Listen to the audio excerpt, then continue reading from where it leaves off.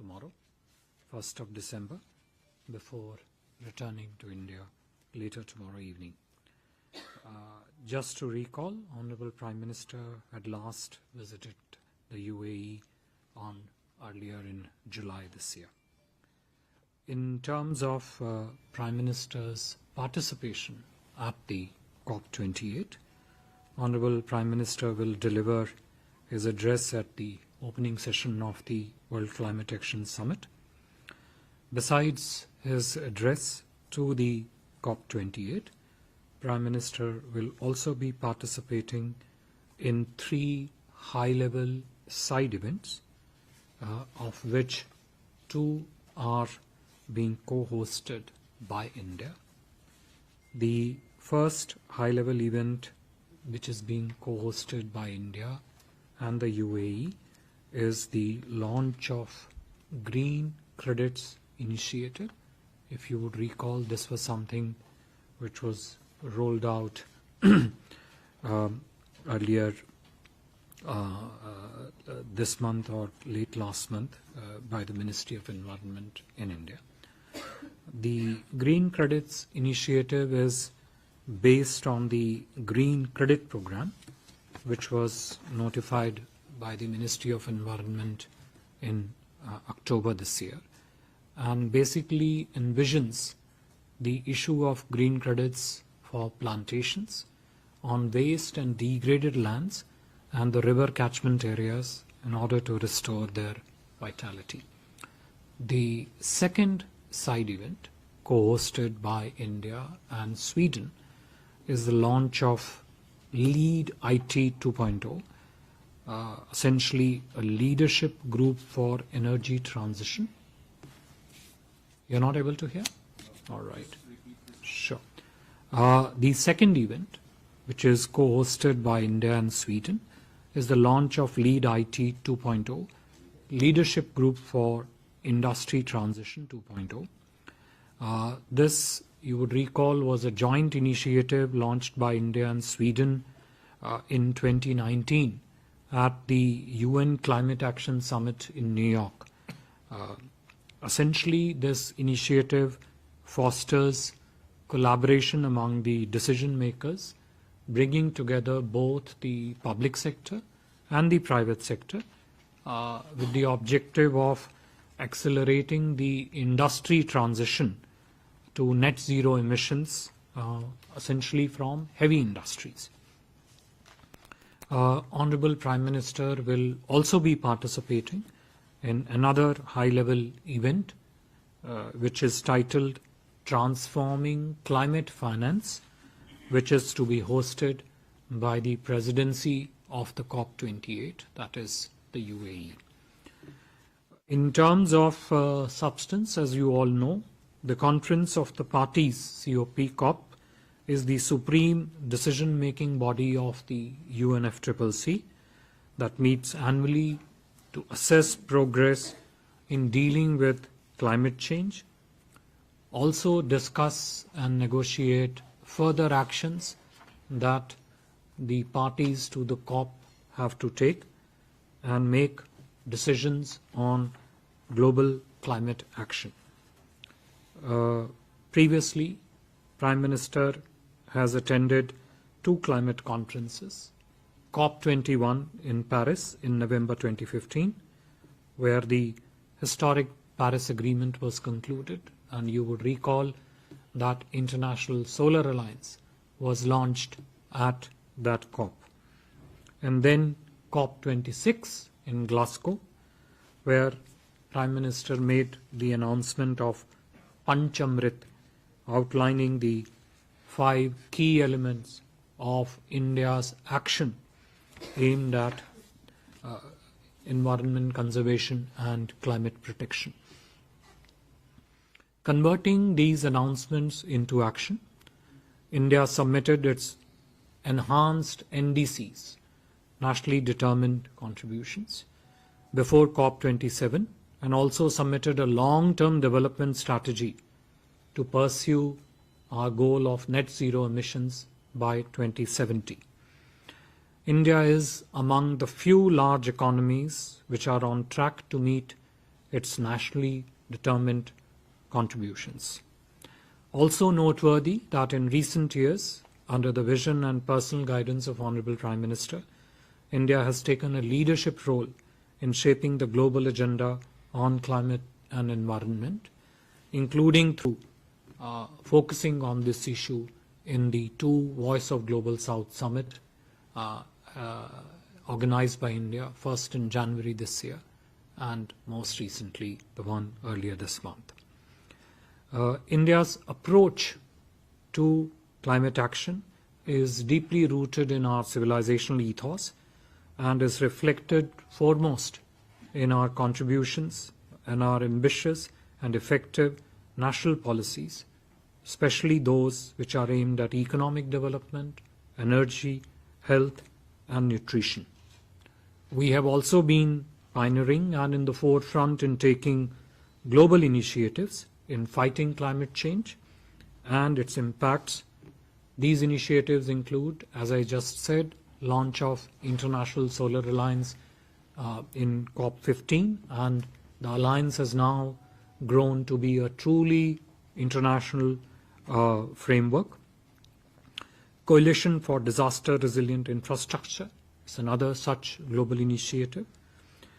Infrastructure for Resilient Island States, and Mission Life, and the most recently in September this year on the sidelines of the G20 summit, the launch of the Global Biofuel Alliance. Our approach to climate action is also reflected in our principled positions in the international negotiations and our global efforts to help the rest of Global South in combating this serious challenge of climate change, as also its impact on the development framework of the developing countries. We have engaged, as you all know, very actively in the multilateral negotiations under the UNFCCC, and our approach has been to preserve an effective, cooperative, and equitable global architecture based on climate justice and the principles of equity and common but differentiated responsibilities and respective capabilities, CBDRE, RC. Most recently, India has been, as I said, been able to mainstream this discourse during the G20 presidency. Several of the decisions in the New Delhi Declaration reflect the discourse initiated, led by India, and various factors of our initiatives reflected in its decision, but also through the two Voice of Global South Summit. We have seen Green Development Pact, which was mentioned in the New Delhi Declaration, but also another accomplishment of the launch of Global Biofuel Alliance, which I just mentioned. This visit and the participation of Honorable Prime Minister at the COP28 would also give us another opportunity to further advance Prime Minister's vision and attempt to forge global consensus on this very important issue of climate change. I would stop here, and if there are questions, we'll try and answer them. Thank you. Thank you, sir. We'll open the floor for questions. Please introduce yourself and the organization that you represent. Why don't I start with Rishabh? Good morning, Foreign Secretary. This is Rishabh from Times Now. So, apart from this summit event, are we looking at any bilateral from our side with the leaders who are visiting for COP28 tomorrow in Dubai? Go ahead. Siddhant from Vion. Sir, India has been pointing out that how the West has failed in its commitment regarding climate finance, how much that will be focused during the Prime Minister's engagement and addresses at these the events. Yeah. Go ahead. Microphone to you. Yeah. Hi, sir. It's Christian this side from Reuters. I have a two-pronged question, sir. What is India's position on the recommendations made by Transition Committee 5 on the Loss and Damage Fund? Will India support its adoption today? And second, France and US are likely to propose a halt in private finance of coal-fired power projects actually. India, on the other hand, needs coal power and is rushing to have more plants to meet unprecedented demand. What will be India's stand on coal exit in COP28? Yeah, next year. Go ahead. So, Dhairyam Maheshwari, Sputnik India. My question is there was a recent UN report which called for intensifying the GHG emission cuts. So, does India support the developed countries advancing their GHG emission timelines, which are 2050 at present? Thank you, sir. Okay, if not, we'll take this round of questions. I would also, before handing over the floor to some of these are prejudging not just the visit but the discussions in COP, particularly Christian, to your comments or even the other ones. There's a process. People are going there for 2 weeks to negotiate various important documents, but I will let Foreign Secretary ask. Okay. Thank you very much. On the question of bilaterals, yes, Honorable Prime Minister will have a set of bilateral meetings with many of his counterparts. We will keep you briefed about those meetings and the discussions that take place during those meetings as they progress.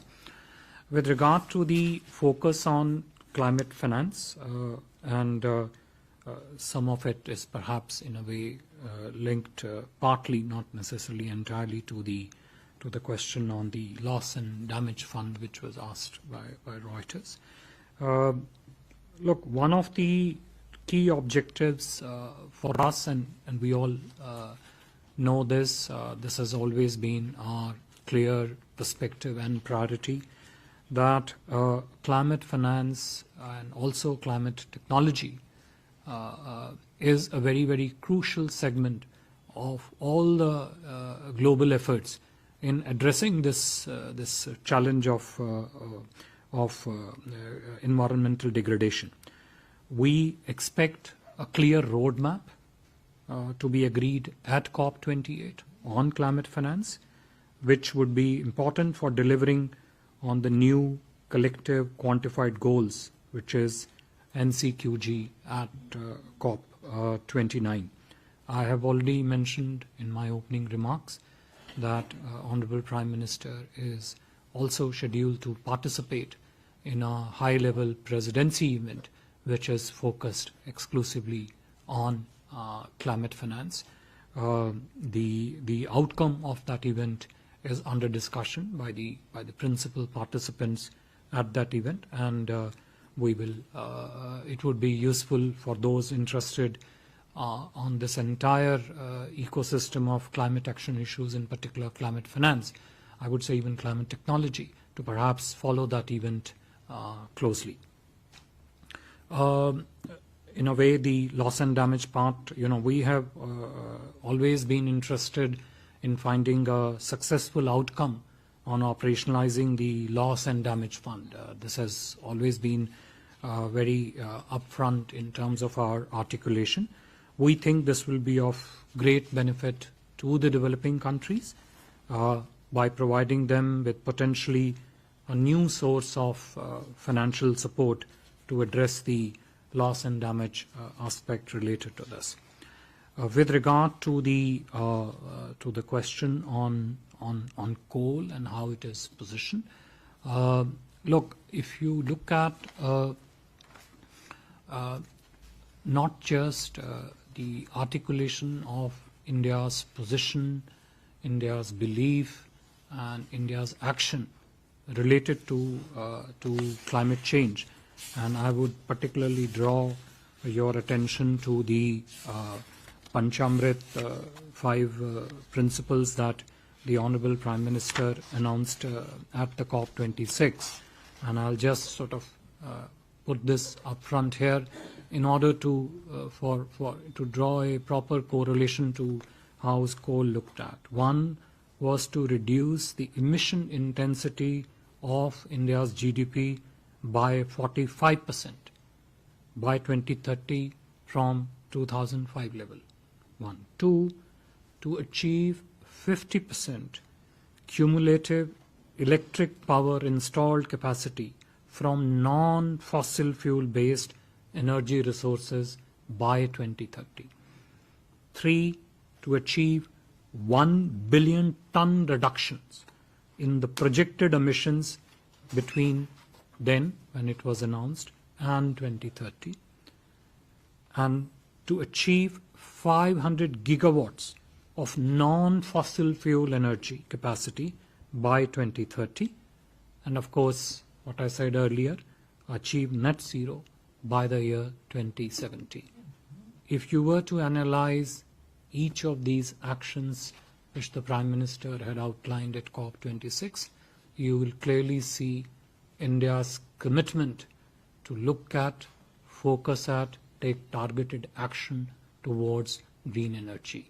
Having said that, coal is and would remain an important part of India's energy mix. It has always been, as we move forward to meet our developmental priorities in the country.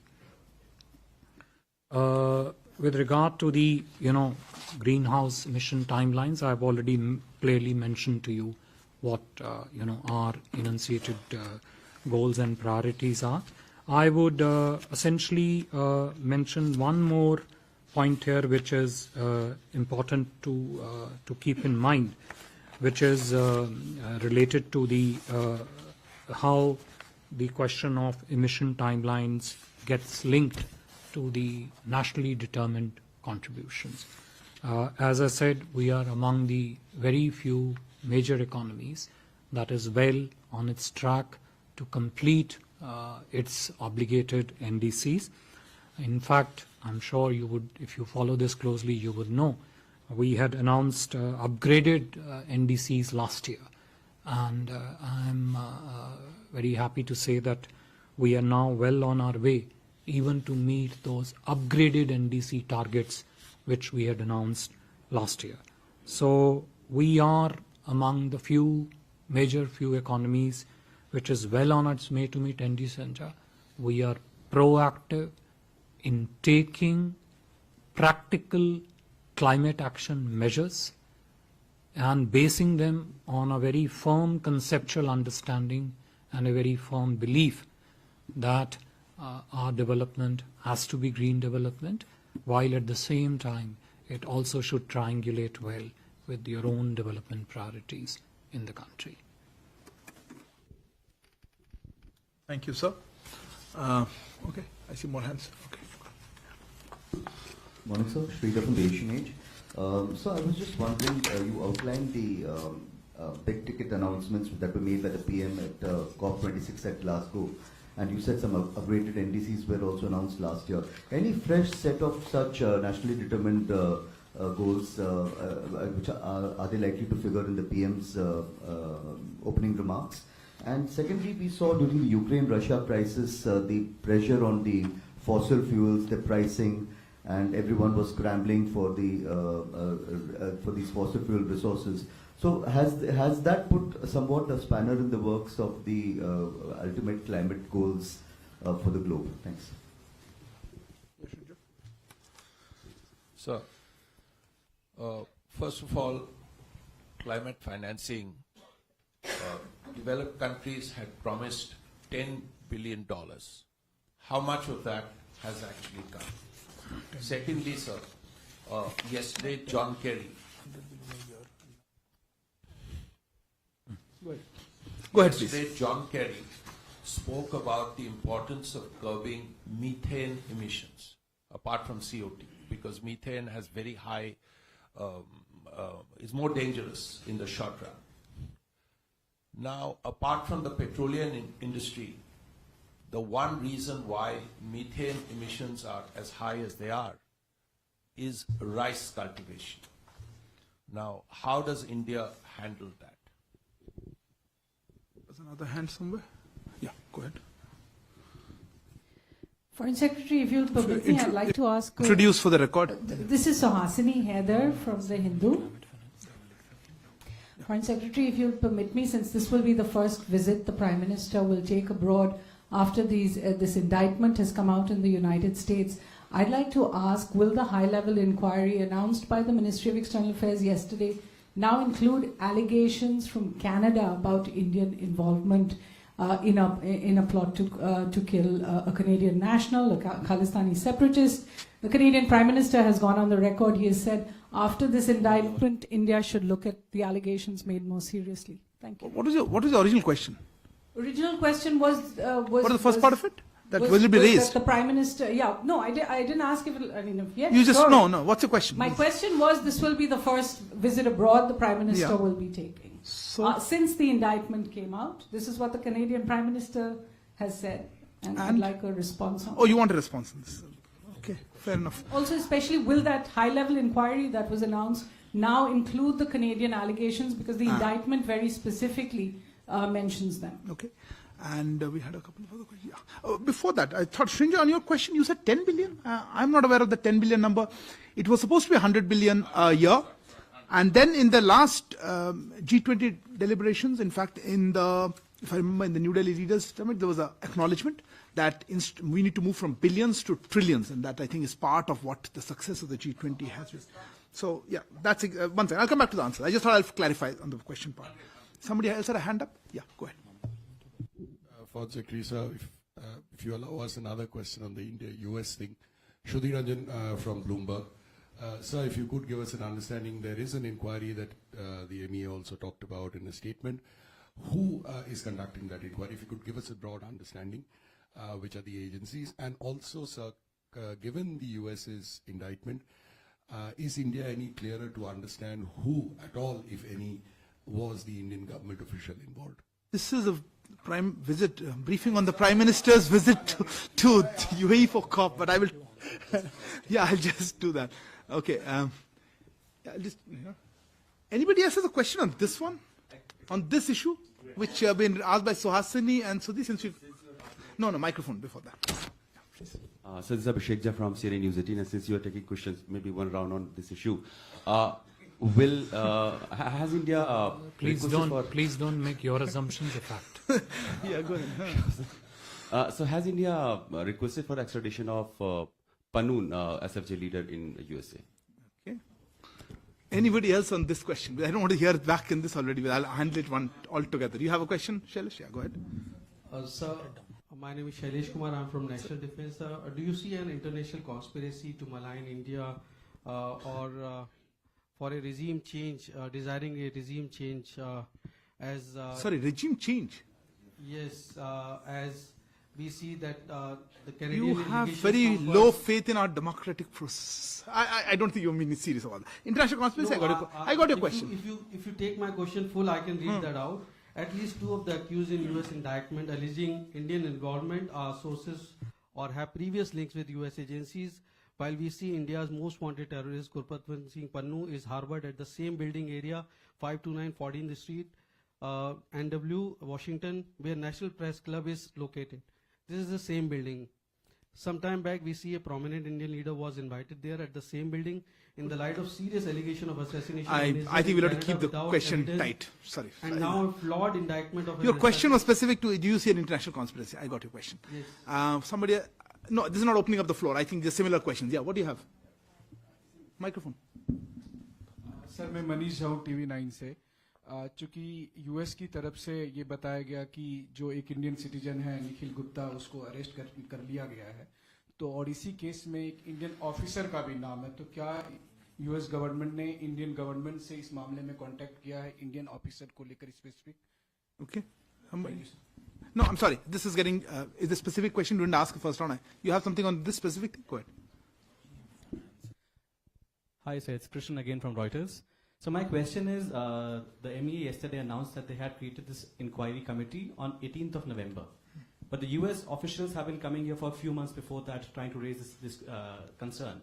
What had been done before this committee was established, if any steps at all were taken from India's side? Okay. Good. Any other questions not related to this topic? No, I'm not related to this topic. On climate change, the Prime Minister's visit? No, nothing further? You have something on this? I'll close this with this. The indictment until yesterday... You need to introduce I'm Krishna Pokhran from the Wall Street Journal. I know. And the indictment until yesterday also showed that the US was intercepting communications to the Indian official mentioned in the indictment. And Canada has also said in its allegation that such interceptions were taking place. So any comments on this surveillance that was happening? Yeah. Okay. So there was this question also on climate finance in the beginning, as I mentioned. Let me start with that one. just before I give the floor to sir, and I also wanted to make a comment on these other questions which are not part of our usual briefing. Now, on the climate finance part, I think there's some misunderstanding of it is not the money is coming to India, so we are not the right people to answer how much money has come to us. I think you're asking the wrong. We should ask. There is mechanisms within the UN framework, and I think the COP is a good opportunity to stock take. In fact, the global stock take is part of COP28, and we are also looking forward to this high-level meeting on climate finance, and I think precisely these are the issues that will be asked. We have, of course, talked about the need for additional financing, so I don't think that's a question for answering at this point. On methane, I'll lift sir answer. But before I go on that, look, I think that this is, usually we do not take any questions which are not related to the visit. However, this is a pressing question, as I can see from a lot of queries.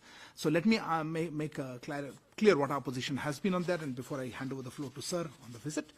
Look, as you would have seen, as we have informed earlier, during the course of discussions with the US on bilateral security cooperation, the US side shared some inputs pertaining to nexus between organized criminals, gun runners, terrorists, other extremists. We take, of course, such inputs very seriously, and a high-level inquiry committee has been constituted to look into all the relevant aspects of the matter. And necessary follow-up action will be taken based on the findings of the inquiry committee. You would have seen this in our statements that we have issued. We cannot share any further information on such security matters. As regards the case against an individual that has been filed in a US court, allegedly linking him to an Indian official, this is a matter of concern. We have said, and let me reiterate, that this is also contrary to government policy. The nexus between organized crime, trafficking, gun running, and extremists at an international level is a serious issue for law enforcement agencies and organizations to consider. And it is precisely for that reason that a high-level inquiry committee has been constituted, and we will obviously be guided by its results. I've seen a series of questions that you've asked on this issue. I don't think there's anything additional that I would like to say on that, and I would hand over the part to FS. And there's also a query on Canada. On the issue of Canada, insofar as Canada is concerned, we have said that they have consistently